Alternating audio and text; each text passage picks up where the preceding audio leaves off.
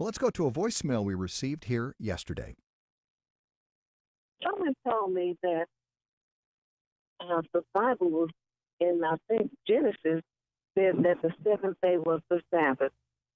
I've been a Baptist for years, and we worship on Sunday. But they said that the fourth commandment says the Sabbath was the seventh day, and that even though Jesus was resurrected on a Sunday, that the commandment didn't change.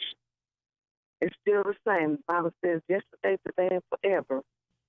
So I'd like to know what is the truth about the Sabbath.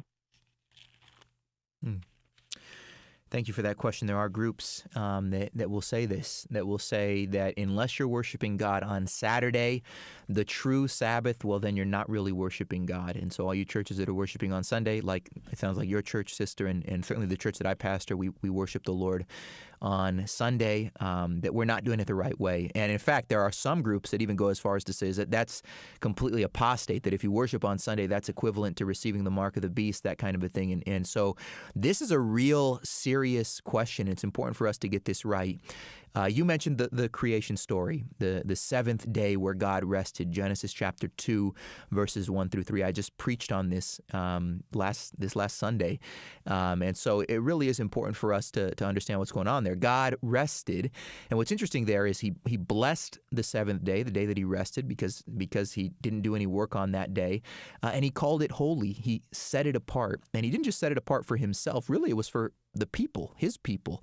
It's this picture of the fact that we are, as Christians, called into the rest that God gives.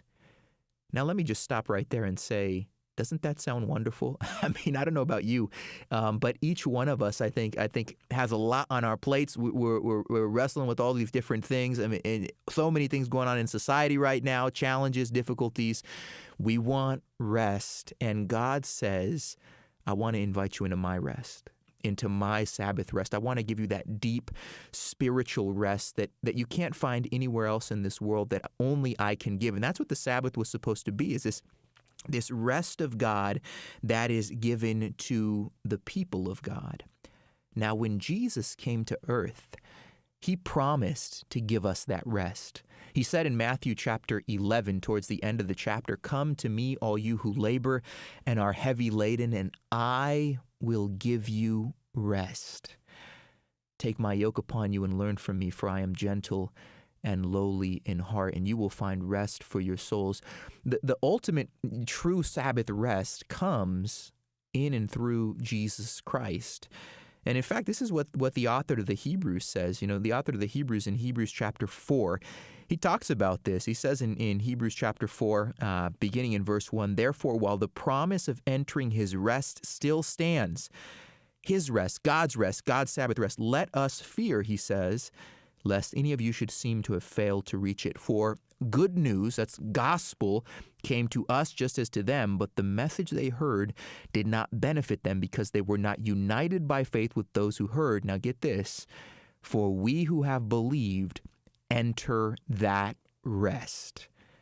Now here's what we're being told here. How do you enter the Sabbath rest, the rest that God gives to his people, the rest of the seventh day? How do you enter that rest?